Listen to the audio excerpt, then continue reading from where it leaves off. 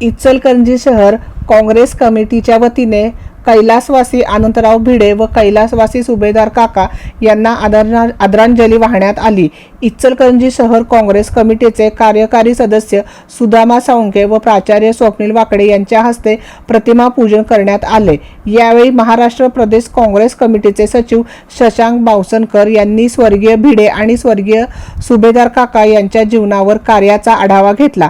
तसेच प्राचार्य राहुल वाकडे यांनी आपले मनोगत व्यक्त केले।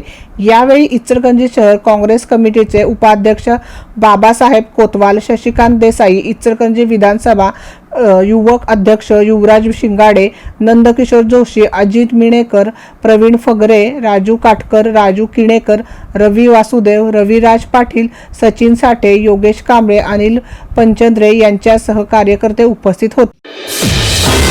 रणनीती न्यूज चॅनलला आजच सबस्क्राइब करा आणि रहा अपडेट।